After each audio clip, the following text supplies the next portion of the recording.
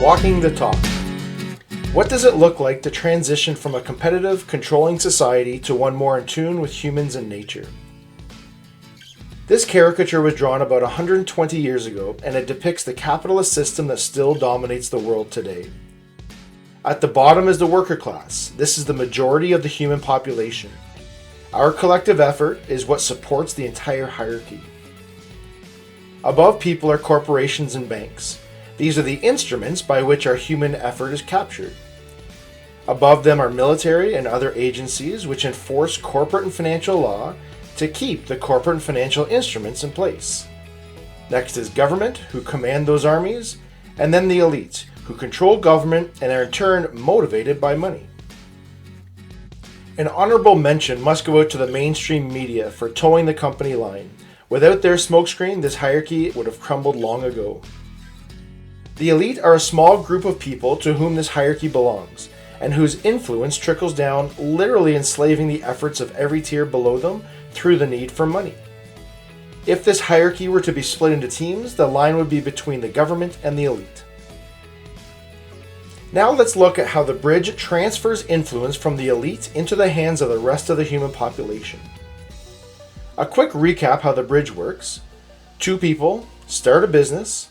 They share business information so that others can replicate in their communities, all working interdependently in a common direction and applying their model outward to more and more initiatives.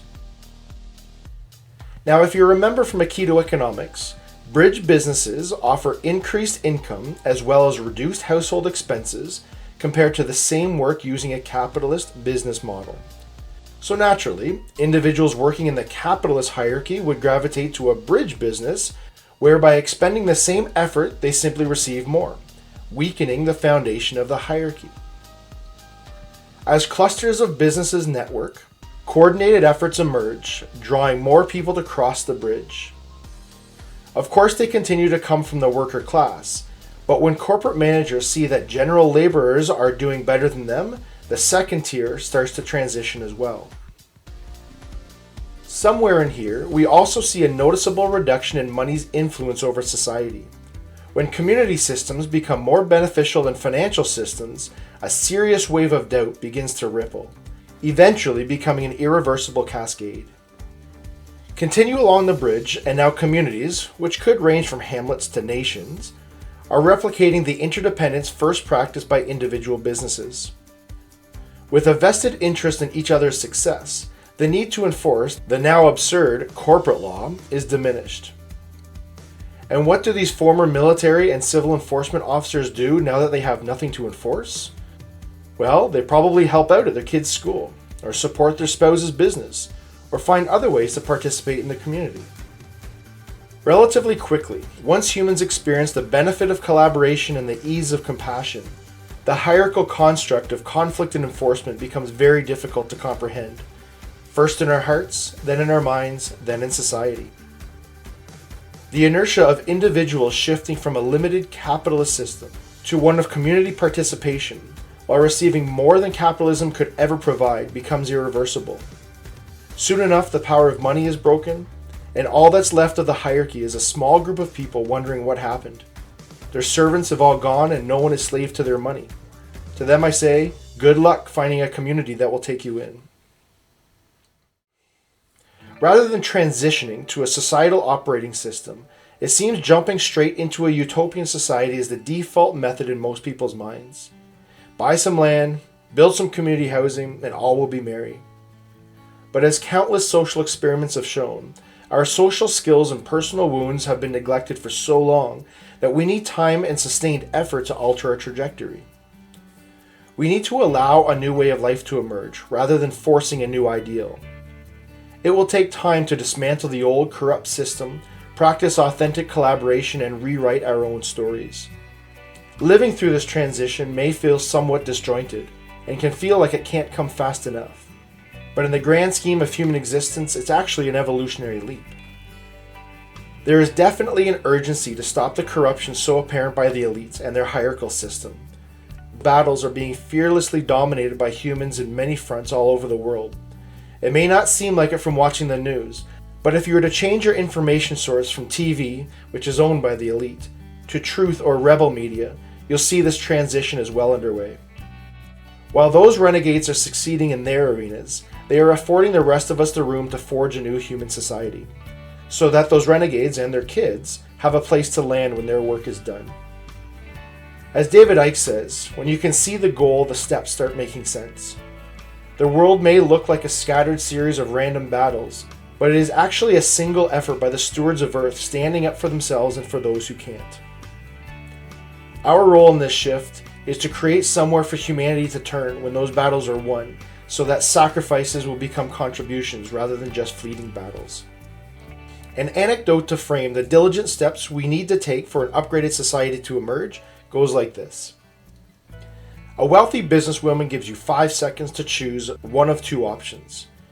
Take either $100,000 per year for the next 36 years, or take 1 penny now and double it every year for the next 36 years. Those who know this is an anecdote always choose the second option, but I'm pretty sure most people jump at the 100 grand if they are presented with the option. After the first 6 years, the person who took option 1 now has more than $500,000, and the person who took the penny now has 32 cents. After 12 years, the first option has grown to 1.2 million, and the second option has 20 bucks. After 36 years, the first option has amassed $3.6 million. However, the second option has grown to $332 million. This is a net loss to the first person of $328 million.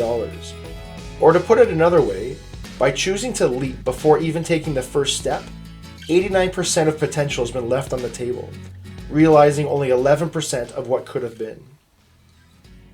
Our 1 cent step was writing the theory of the bridge.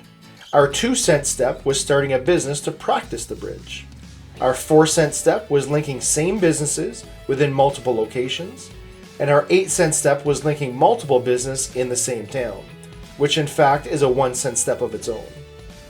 We've also begun speaking with communities ready for change, information that will be invaluable to share widely. The journey of 1,000 miles begins with a single step. We still have a ways to go, but the faint outline of a coordinated effort is showing up on the horizon. We have a solid foundation and are gaining clarity at every step. On activateus.org, you'll find more video modules like this, along with graphics and explanation about how the bridge works.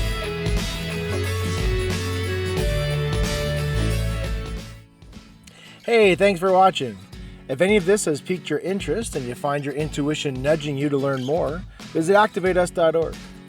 We offer books, more video modules like this one, and even training programs for a deeper understanding of the bridge.